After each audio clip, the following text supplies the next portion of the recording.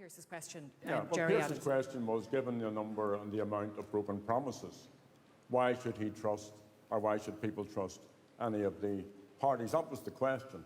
So here they are, the three amigos.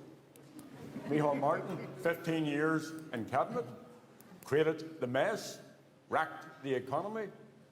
The Taoiseach and the Taoiseach were elected on an entirely different mandate than the one which they have enforced, because they embraced the Fianna Fáil agenda, the 4-year plan, and deepened the crisis, perpetuated the crisis. So, in I fairness, Gerry, you're let me making a finish good my few point. promises yourself in Sorry, this election well, campaign. Well, tell me one.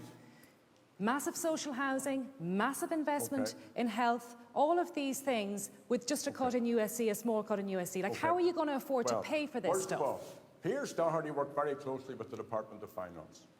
And the Department of Finance, in a very micro and forensic way, calculated that there was 8.6 billion. So we decided we would put the vast bulk of that into building public services, social and affordable housing, and reversing all of the terrible cuts which these parties inflicted upon people. We also set 1.5 billion to one side for our contingency. Now, what did Fine Gael do? Fine Gael knew that people were worried about public services, so they magicked up, they made up dodgy figures. They said that they had 12.5 billion, which they don't have, because they wanted to say to people, we're going to take 4 billion out of the USC. We're being prudent. We're going to take 250,000 citizens out of the USC. The Taoiseach, in my opinion, and the Labour Party deliberately cooked up these figures to try and persuade Okay, well, let him people that they respond. can Let him bribe them, respond to they can that bribe charge. He says you cooked up. Micheál, I've talked to Gerry. okay, now Micheál, just let's talk about now. Your government created the economic collapse. Your government. Nobody else. Excuse me, let me finish my point. Now, you can cast all you want up about the IRA and my associations with it. Will that help anybody who's homeless tonight? Will that help any child who's hungry tonight? Will that help the emigrants who are all over this island, scattered throughout the globe because of your policy? No, it's about credibility. Will that help the It's people about credibility. who can't, excuse me, You challenge my credibility. sorry, I'm fully entitled to challenge yours. because you made promises which you broke. There are children on trolleys, there are elderly people on trolleys. It's the centenary year of 19 and 16, and we can't even look after our poor. Gerry, look, So tell me that, okay. and then we can talk to the IRA. All right. No, I think we'll leave that one there. What does Sinn Féin do about that? The reason why most people in rural Ireland and many people in the urban centres don't feel the recovery is because there's no recovery for them. It is not sustainable and it is not fair. Now, for the last 5 years, and the Taoiseach will acknowledge this, every time they brought in a regressive budget, I was the one that stood up and said, will you equality-proof this? Will you rural-proof this? They have cut local post offices. They have closed public transport systems. They have closed local Garda stations. They have closed down public transport systems. Now, I was in the Taoiseach's constituency just last week. I met the families of people who have youngsters in Australia, Canada, England and America. And one man and woman, and I'm very surprised because the Taoiseach is a West of Ireland man, that he let down rural people. One couple who happened to be the separate parents of a man and a woman who were expecting their first child. They were almost in tears because they can't travel from Ireland to Australia, but Gerry, you and their can't loved ones can't travel here. tell us about the problem, because we know about the problem. Well, then I'll tell you about the Tell us cure. about the solutions that you have. Cure. First of all, you have to have a different vision. These parties represent certain values. They're up in Leinster House. No, I don't want you to talk about them. I want you to tell me about Sinn Féin. Club, and they represent the elites and they represent the golden What circle. are you going to do about what it? we will do, we have a rural plan which we put together in consultation with rural dwellers over 3 years. What's in it? We have a plan for the West especially. And it ranges from one, making sure that small and medium businesses don't have upward-only rates, that they're given credit when they need it, that they're given fairness in terms of their rents, which are also upward-only rents. But Sinn Féin policies would tax small businesses out of it. They're the biggest employers. Policies would kill They're small the biggest employers in the state. The self-employed get a very, very, very bad deal. Now, after 5 years, the government parties are saying, we're going to sort this out. They had 5 years when they didn't do it. They And what else is in the plan? What else is in the plan? To deal with people in terms of their own experience, to listen to them, to encourage people with vision and with energy, and to make sure that people can live in rural areas. That's where they want to live, and that they have the quality of life and the public services that they deserve. And Kenny. Okay. And that's what the Gerry Fine Gael Adams. plan For the does. last 5 years, the Taoiseach and the Taoiseach could have grown the economy. And at every opportunity, I stood up and said that to them, grow the economy. You can't come out of Yeah, and you voted against Europe and everything else. Yeah, because you went cap in hand, on all knees, I will not have the falter written in my forehead. But you were sent there to represent the national interest. You had to welcome the 12 billion capital. I didn't interrupt you, Taoiseach. You went to represent the ordinary people, the common people, the national interest of this state, and you didn't do it. Instead of representing Ireland and Europe, you represent Europe in Ireland. And that's why we're in the mess we're in, because you talk about teachers, you talk about Gardaí. This man cut 3,000 guards.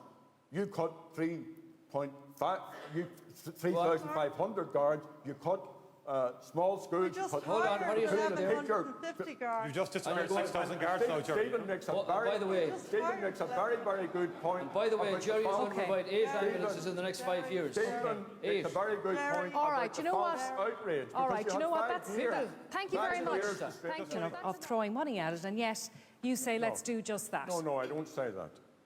You see, if you analyse just very briefly our current health system, it's a mixture of public and private. It's a hybrid. The crisis in health has been developed over the last 30 years or so. These folks are going for privatisation, and you saw that under Fianna Fáil, and you see it now under Fine Gael and Labour. Our vision for health is a universal health care system, free at the point of delivery and paid for out of direct taxation. So if your child is ill, you can bring her to A&E, you can bring her to the doctor. If you're elderly, you don't have to start hooking about, will you stand for this prescription? Because that is given to citizens as an entitlement, because we happen to be born here, and the right to health from the cradle to the grave should be part of our entitlement, and that can be done. These folks don't have the ideological position or the vision to do that. We do. And that's where we would put the money into to developing this in that direction. Can we do that? And the National Children's Hospital and so on. Claire, it goes back to this issue of whether we're citizens and we have rights, or we're subjects and we don't have rights. Children with Down syndrome don't have rights. You have to fight to get them a medical card, and they have to be reassessed every 3 years. I fought there for a little boy who was born without hands or feet to get him a medical card. I could tell you tons of stories, I'm sure everybody else could.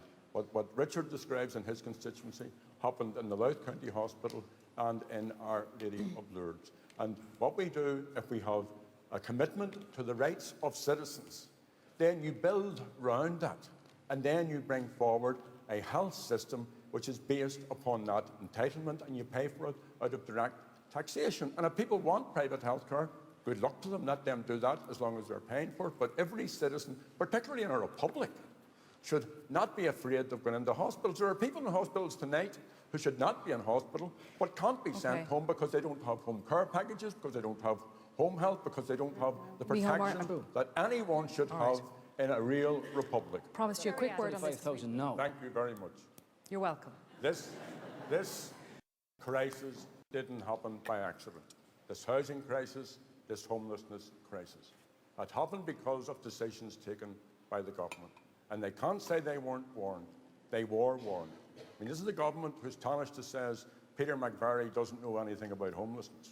There are 100,000 people. Like acknowledging the truth. I start from the principle that citizens have the right to a home. If the government had that as a position, instead of handing it over to the markets, they handed this over to the private developers, to the markets, and to the private landlords. They didn't build one house, one social and affordable house in my constituency all last year.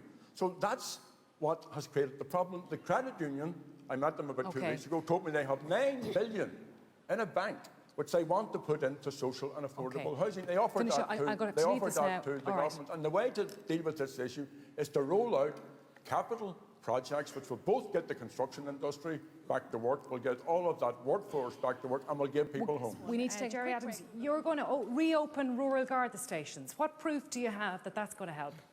because it will give people confidence that there's a guard in their village, that there's a guard close to them in their parish or in their townland. There were 3,000 guards laid off. There were 139 local Garda stations closed.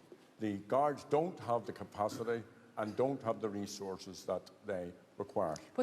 I'm representing but in particular, right, reopening the rural Garda stations, how do you know that's going to work? Because all the research tells us that we've got to redesign how we do policing. It's not about having the Garda station there. To answer the question directly, and I represent a rural constituency, and people are afraid in their homes. People living up long lanes are afraid they're going to be burgled. Other people have lost livestock, they've lost farm machinery, and this thing that happens when a gang comes in, or a number of gangs come into a townland and burgle a number of homes, and then they speed away. So the local Garda station, having a local Garda station would solve that problem? They all, no, it might not solve that problem, but would help to engender confidence, because one of the big problems that people have when they report a crime, sometimes it takes ages to get follow-up because the Gardaí are under so much pressure.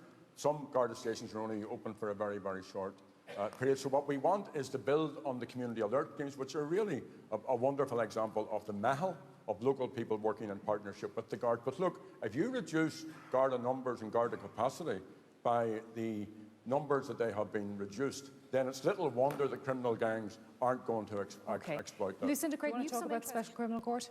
No, our position is very, very clear. And it isn't the nub of the problem. The nub of the problem is that there aren't guards on the beat and there aren't guards in communities, and there should be. Make a point, please. This government is soft on organised crime, because most of the neighbourhoods and the communities who are affected by it are ordinary people. It's only when something brutal like those two murders happen, then it becomes a big public issue. There's an epidemic of drugs in every village and town and city across this state, and there aren't the policies or the capacity or the strategies being put in place. We're going to move on to our last question. Gerry Adams, you want to come in? Yeah. And why not?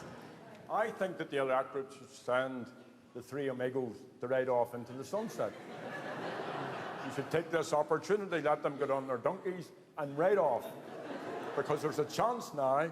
But do you not feel left out of that equation if you send them off? No, not at all, because there is a chance now to elect a progressive government. There are 101 candidates who have signed up to a programme, a charter for change, which is about public services. It's about people-centred, citizen-centred governance. Now, also at this time, more people in the last election across the island of Ireland voted for Sinn Féin than voted at the historic election in 1918. Okay. So there's a change coming, and the people should seize the opportunity. James Connolly said in 1916 on New Year's Eve, opportunities are for those who seize them. Let the people seize the opportunity on the 26th and get this crowd out and put a progressive government in. Richard Boyd Barrett, you tonight is from the leader of Sinn Féin, Gerry Adams.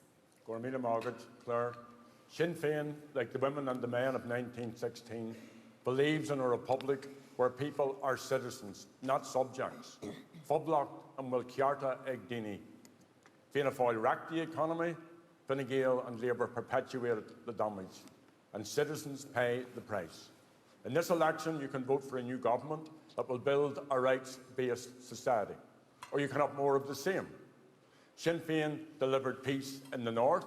We want to deliver on the promise of the 1916 proclamation.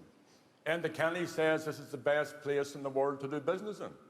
Sinn Féin is more ambitious for our people. We want Ireland, all 32 counties of this small island, to be the best place to grow up in, to grow old in, to enjoy life in. There's now an opportunity to elect a progressive government. Tá sé an arm vótáil de Sinn Féin. Thank you all.